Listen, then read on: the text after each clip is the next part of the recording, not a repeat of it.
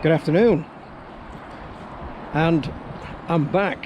I do apologise for not putting anything out, but time has just run away. I've had plenty of things to do, myself and Kat.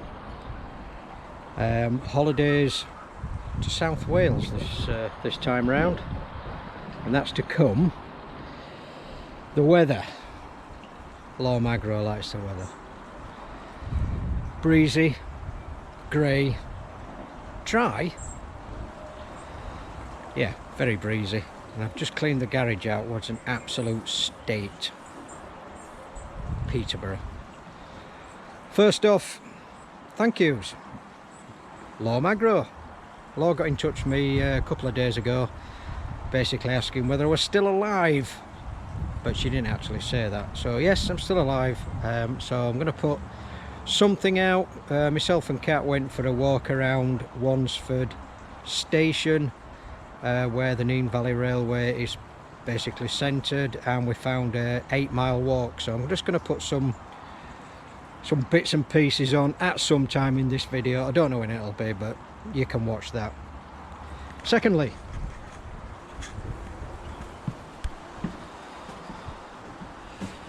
my father's now decided I'm too old for golf, so I've now got to try and sell them. Not for a massive amount of money, but if you know anybody who wants some golf clubs, let me know. Garden's looking tickety-boo. Very happy with that. The pond is looking terrific.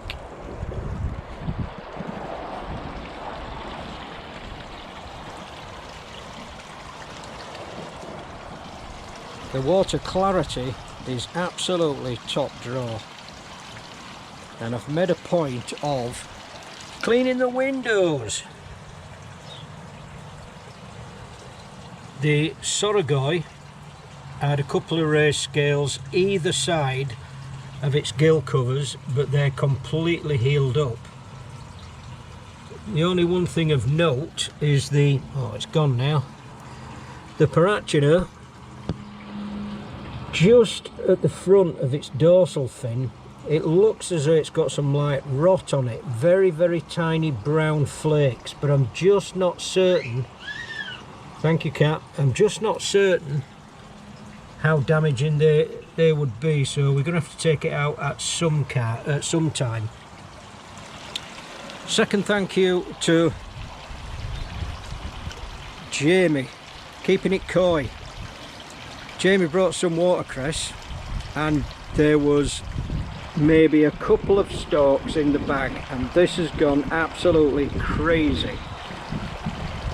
And one thing of note is, like Martin Devon Coy noted, that when there's nutrients missing from what the plant needs, they tend to go yellow, and I think Righty mentioned it as well. So if there is something magical that you need to explain to me about what nutrients go missing and to why it does go yellow, I'd be interested to know. Not interested to know. We'll have a little look through this window, and I hope you can see that clarity is just, it's absolutely amazing. What I could do with is a pond vac, because that corner there, you might not be able to notice it, but that is very grubby, whereas this corner isn't too bad. So that's something I'm going to have to look into getting.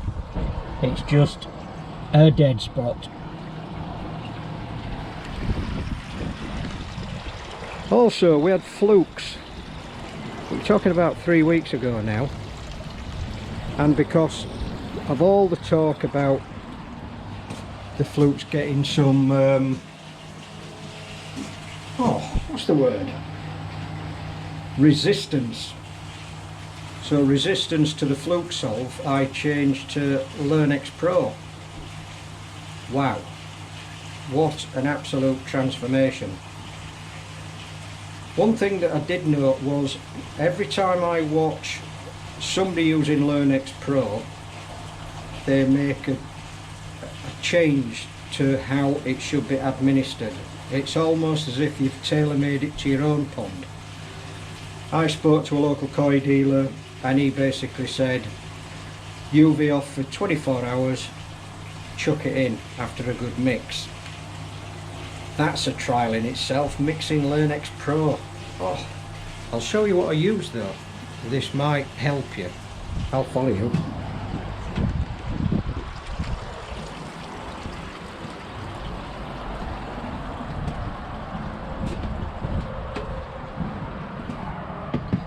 Oh, turn the light on, mate.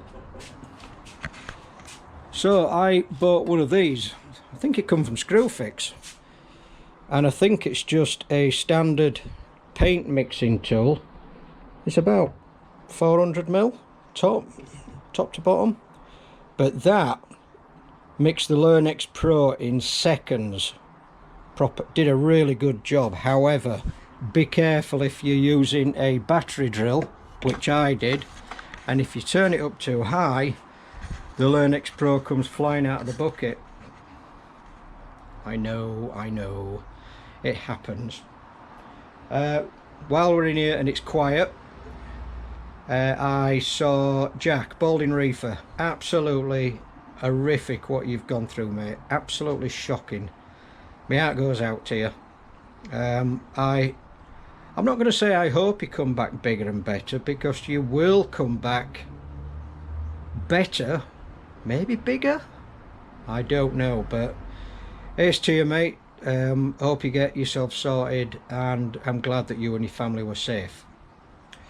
What I'm going to have to do now is check my phone, so I shall leave it there just for a second and see what I've missed. So yeah, massive thanks to Jamie, and while I'm pointing this way, you probably won't be shocked to see, but the bubbles are back.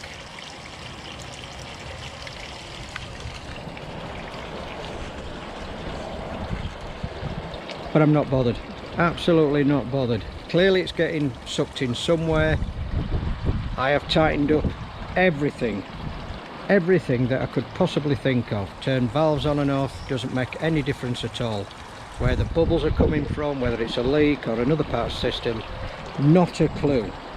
And my level of concern has plummeted to I don't care. Another reason why I haven't been on for a while, and it's something I should have mentioned obviously, is we had an outage of internet, 5 days, so I haven't been able to watch any videos at all, which is a crying shame. And as we were out of videos, out of internet rather, for 5 days, I've now got to a position where I am so far behind. I can only apologise for me not putting comments on, but I am trying to watch them and get through them as fast as I can. So keep putting them out. Sorry again, internet's fixed, so I'm back in the game. One question that I've sort of thought of over the last few days, I'll go in the garage because it's a bit noisy. Follow you.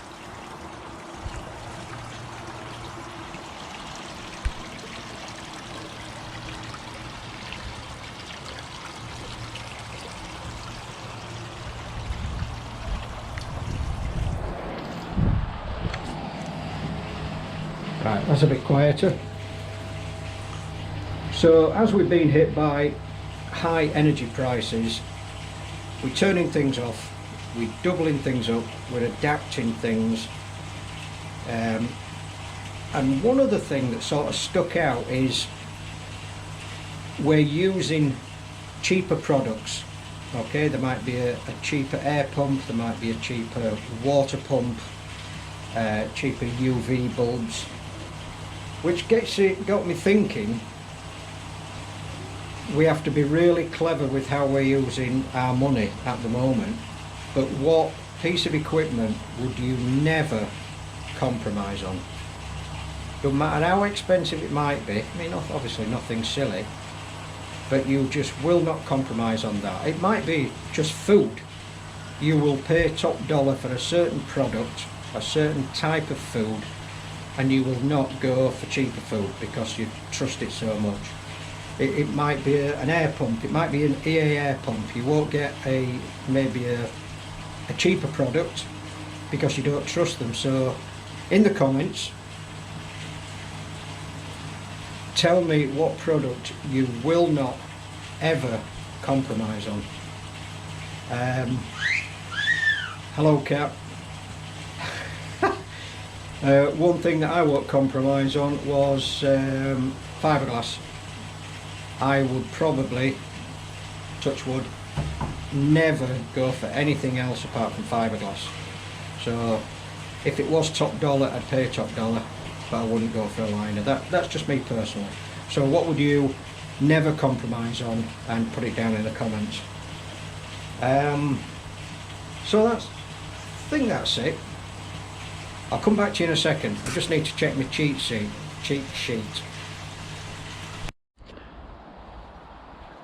So just the bit on Octopussy where the car is retrieved from the water. I think it's about here, somewhere there. Anyway, it's lifted out of there. But we're beginning to think that this wasn't the bridge that it actually got fired off, but this is the bridge where it was retrieved from. So two different bridges. I'll have to get back to you on that. We know a historian who'll know. Anyway, sun's out and we're going to have a walk down the river. I'm just following Cat. So a little bit further down, world famous Stibbington Diner. Walking along the river, and oh dear, boat has sunk, and I don't know if you can see that, but right on top of the boat is a heron and cats stealthily stalking. So we're just continuing on, follow this fence down into those trees.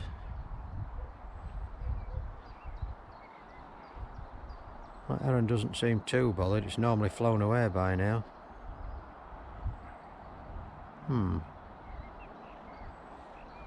Maybe she is still Doctor, but Dr. Dolittle this time. Oh, not happy. Gone. Hope she got a good shot of that. So that's Wansford Station over there. We've followed the river all the way around behind these trees, this big wood. But it's no right of way private, so we've had to skirt round the edge. And now we're heading off up towards the village of Sutton. Say hello, Cat. Hello, Cat.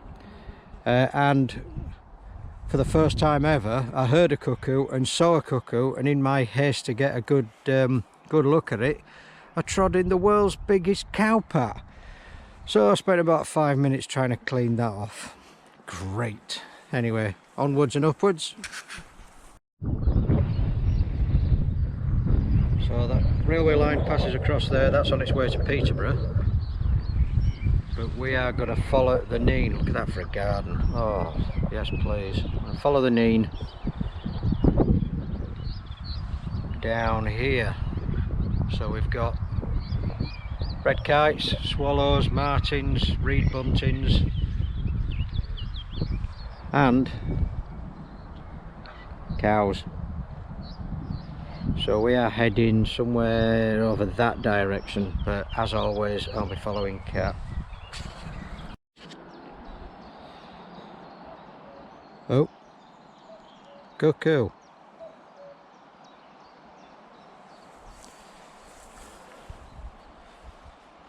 Is that a boat called Top Secret? It's not very top secret, I can see it from here. Yeah, Top Secret. Sorry about the shaky camera, but the ground's a bit mushy.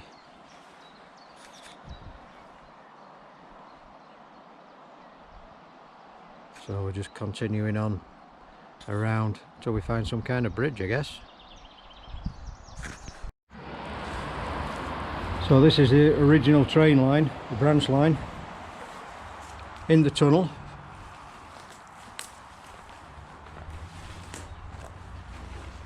And then the house that I love to go to is just through them trees. You can just see the edge of the platform.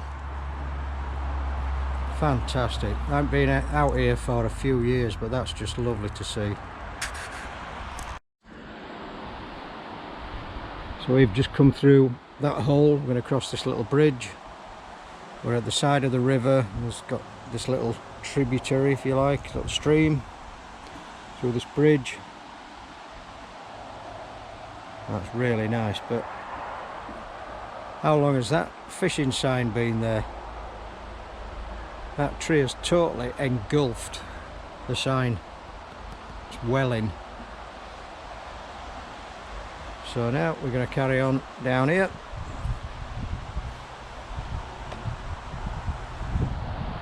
Cat's photographing, I don't know, butterflies or something. So that's the A47, that's why it's got really noisy. And the little old lady who had the disused railway station is somewhere over there, but we're just going to see if we can find it.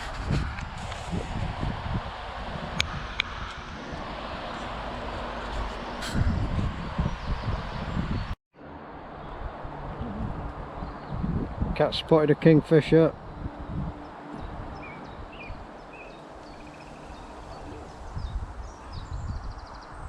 So we're going to walk down this river.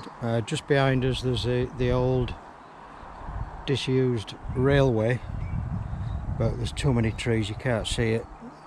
But we are heading towards the A47, and then we'll just brush against that and then head back inland again. So we're now in Yarwell. Nice little stream. Oh, I see fish, lots of fish, and a weir.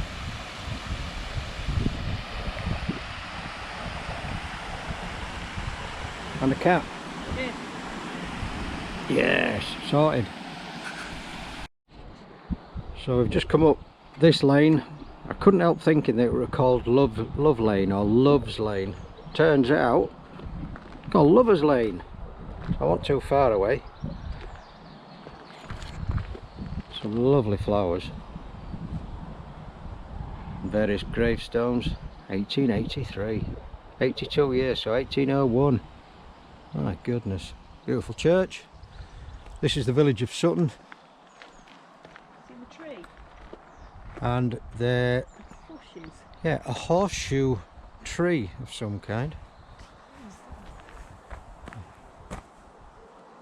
Quite a nice little lane, but we're going to the way. We're going this way.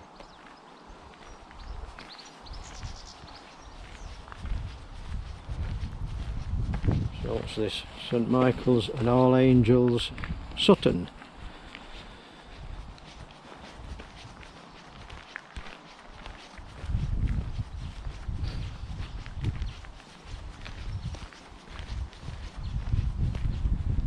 Some nice houses up here. Oh, it looks like a pond in there.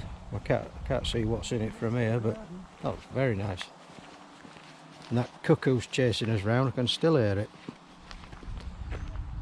The Grange. All private gardens and private pathways. We'll go down this way. Beautiful house there, and I don't know if you can see, but there's an automatic lawnmower just chugging up and down. And that greenhouse is bigger than our house. That's some money in there. Got plenty of horses. We've got about 3 horses. But that's just absolutely manicured. Beautiful. I think we've been blessed with a sunny day, Cat. It's lovely, isn't it? So as I'm now working at Neem Valley Railway as a volunteer, I've been making some railway version bird boxes. I've still got that one left. So a bit like Thomas bird boxes, if you like. I think I've got the last one round here. Yep, that's that. So that's about it, ladies and gents. Once again, Jack the Balding Reefer, hope you bounce back soon, mate. Just so gutted for you. It's a terrible thing to happen, but you will bounce back. In the meantime, look after yourself, look after your fish, look after your family. 3 jabs, might be a 4th. It's been such a long time. And I will try put out some more content at some time. Might be some trains if you're interested, you never know. But Take care of yourself, stay safe, and goodbye.